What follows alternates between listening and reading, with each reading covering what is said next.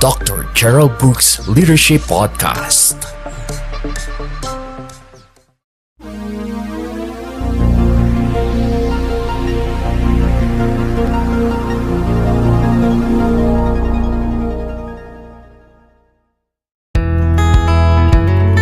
In partnership with Raul Quaresma Ministries and Cool 97.5, we gladly present to you Dr. Gerald Brooks Leadership Podcast for pastors, leaders, and church workers who are involved in God's ministry every Wednesday from 12 to 12:30 high noon, only here on Cool 97.5.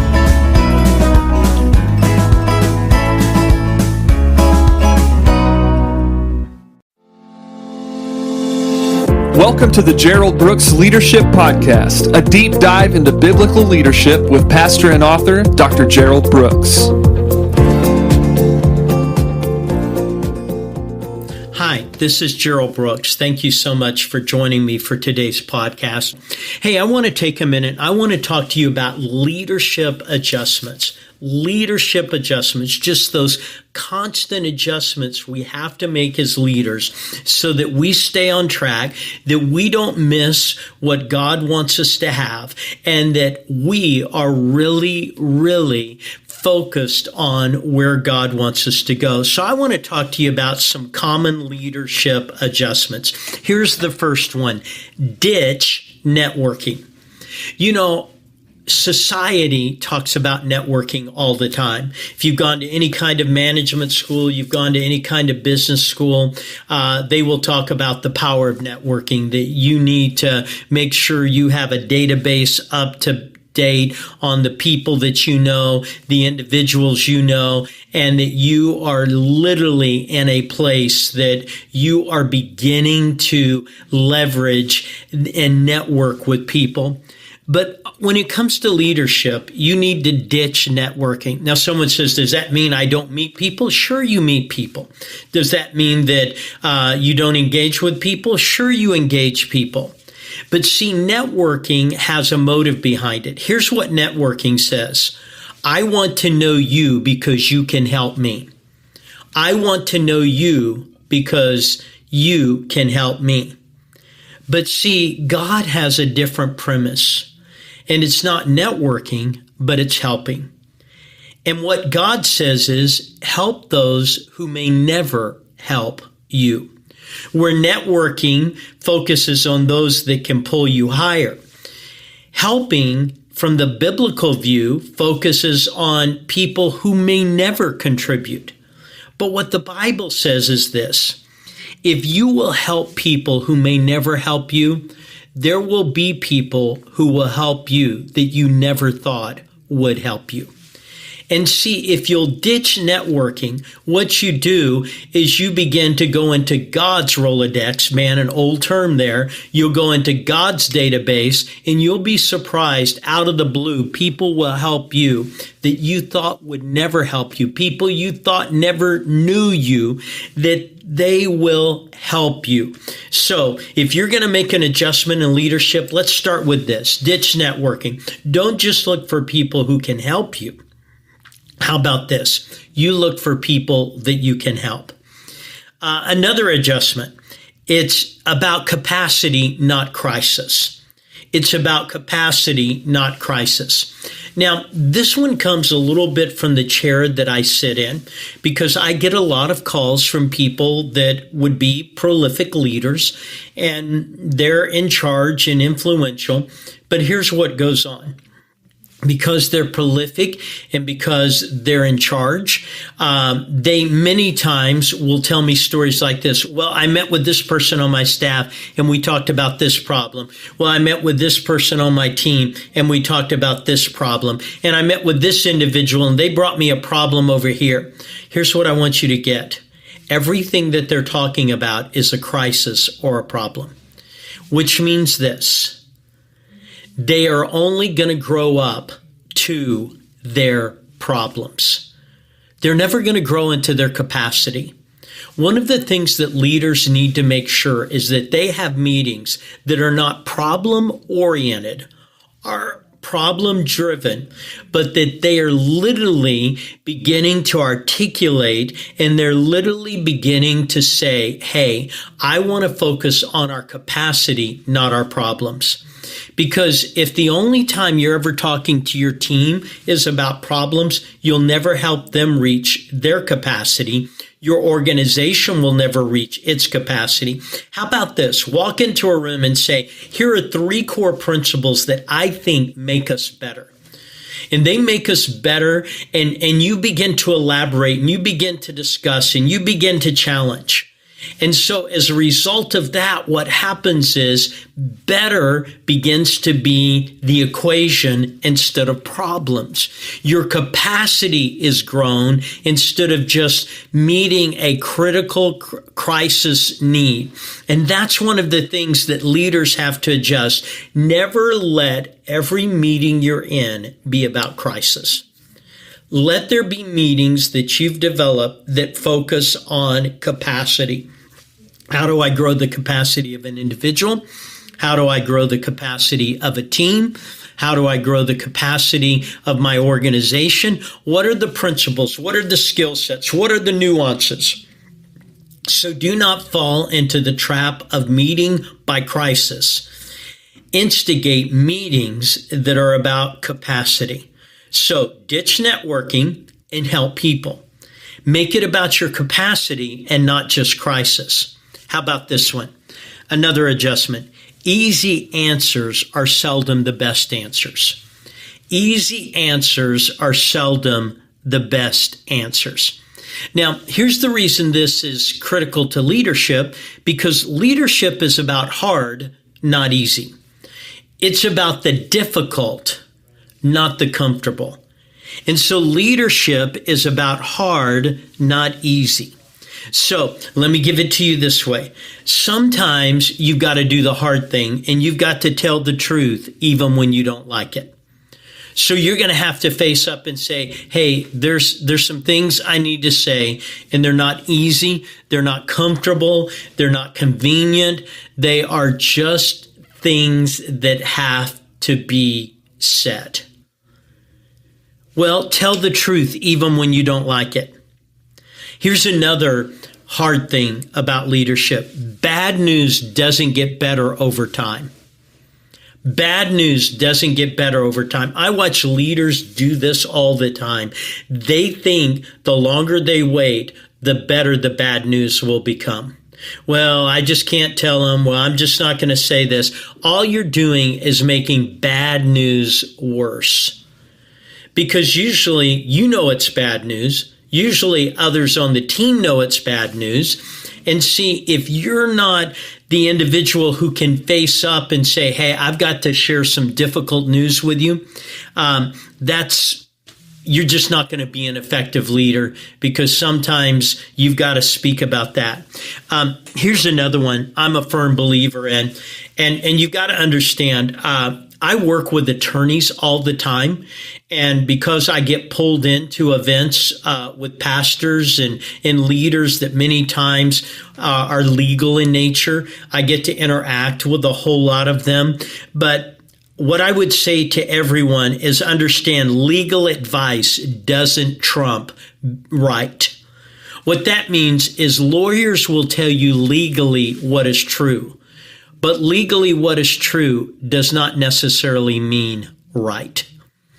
And see, my job is to preserve right, is to take the moral high ground and not the legal ground. So sometimes I've looked at our attorneys and they said, well, do you understand? I said, I understand totally, but I'm going to do what is right.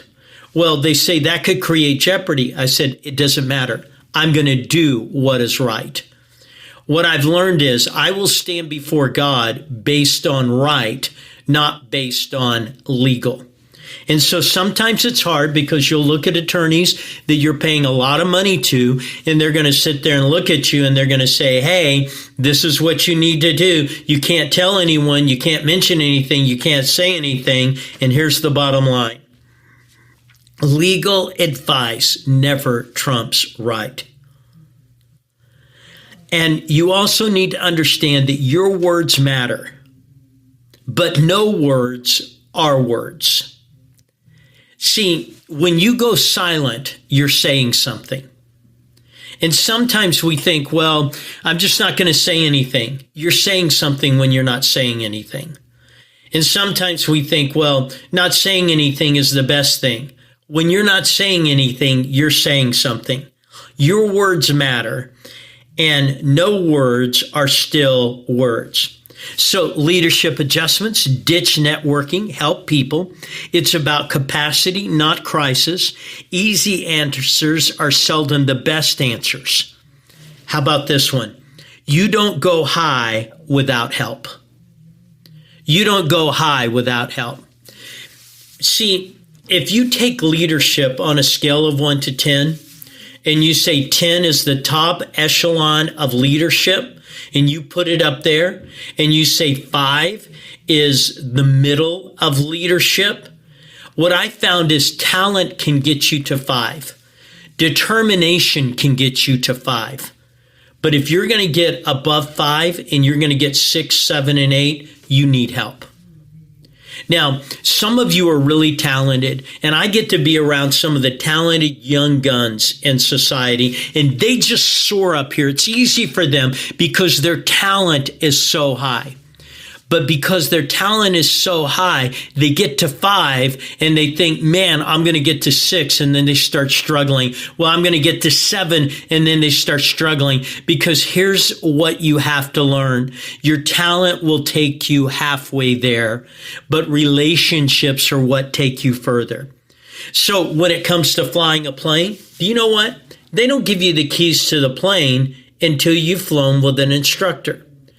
Do you know they don't let you move up in license levels of a plane until you have simulated that on a simulator with someone, and they put you through the terrible moments and you have to deal with the reality of what are you going to do?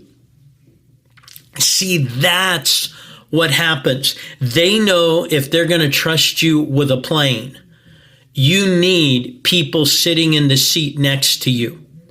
Well, in medicine, they don't just let you, hey, you finish school, go out there. Do you know what? You have to intern. And what interning means is that you sit next to someone, you sit by someone, and because you sit next to someone and you sit by someone, what it means is this. You were in a position where you learned from someone else. So if you're going to make an adjustment, find people who can help you. Find people. The higher you go, there's less of those people, but find people who help you. Invest in those people who help you. I've seen some young, talented people, and as soon as you help them, they forget you. Can I tell you something? You're going to need more help in the future. And if you forget the people who help you, you're going to find out in the future, word's going to get around. So a lot of people, they're sort of stair climbers. Well, I know this person. Well, I know this person. Well, I know this person. I know this person. If someone's helped you, invest in them. And don't forget those who help you. I had 4 mentors in my life. Now, 3 of them are dead and gone to heaven now. But each one of those mentors, I didn't just ask them to help me. I helped them. Now, I helped them by helping them with projects that they wanted done. I helped them by helping them with the vision and dream that they have. Do you understand? You don't receive what you don't give. Until you help someone else with their dream, why would anyone help you with your dream? And what I would say to some of you, if you have people in your life that truly help you, figure out how you can help them. Maybe it's going to the meetings they do. Maybe it's making a donation. Maybe it's being a word of encouragement. But here's the bottom line. Find people who can help you. Invest in those who help you. And don't forget those that help you. Another adjustment. The leader is seldom the smartest person in the room. The leader is seldom the smartest person in the room. I love history. Those of you that hear me know that I love history. I'm recently reading about George Washington, the first president of the United States. He's the only one that won 5 elections unanimously. No vote against him, because they voted different back then, but not one vote against him. Name anyone else. But do you know what he was? He was great at recognizing he wasn't the smartest. So when it came to the economy of this nation that was being founded, he knew he needed help. So he found Alexander Hamilton, who ended up creating the Federal Reserve, the central bank. And it became the backbone of keeping this country together. When it came to being able to have effective relationships with other countries, he chose John Adams. John Adams was the ultimate individual to relate to the world of that time. When it came to government structure, James Madison was his go-to guy. And see, he always relied on people who were smarter than him. And one of the things that I noticed is people who reach a level and fall, they think they know it all and they've got it all. And the truth is the leader is seldom the smartest person in the room.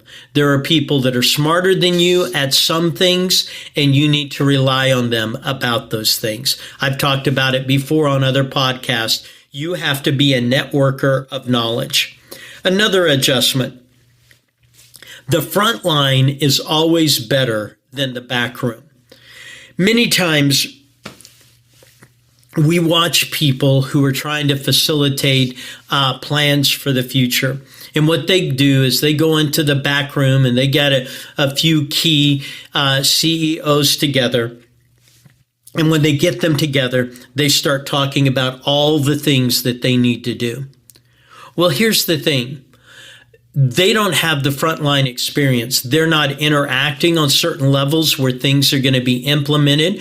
They're not having to engage. In military speak, the generals are behind the lines, but sometimes you want to talk to the sergeants that are on the front lines, because the sergeants are seeing and hearing things and feeling things that are different.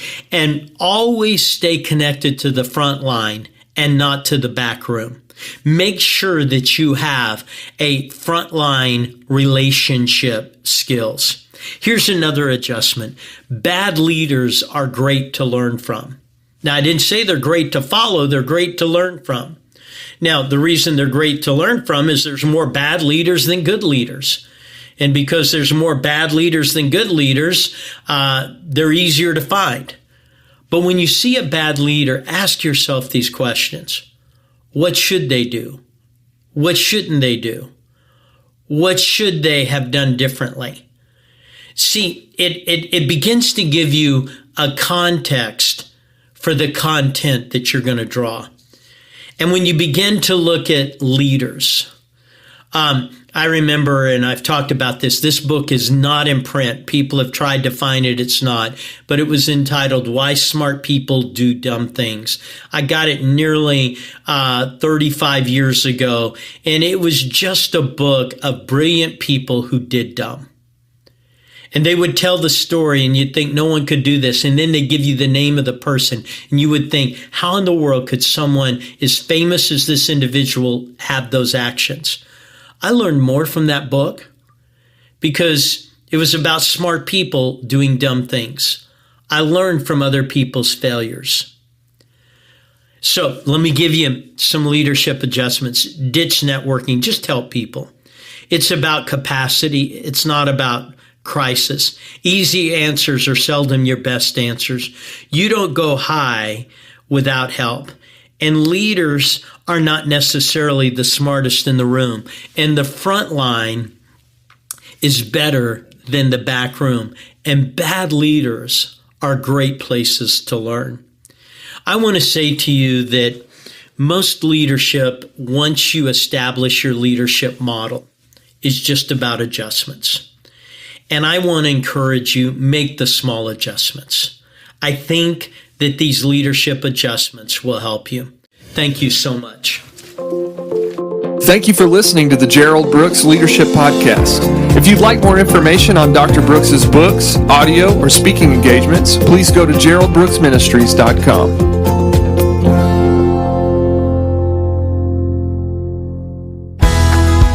Thank you for listening on today's broadcast. Join us again and may God bless you. For more information, you may contact us on the following social media account and website. Just tap Raul Quaresma Ministries and Dr. Gerald Brooks Ministries. Subscribe, follow, like, and share us on Facebook, YouTube, Twitch TV, and Instagram.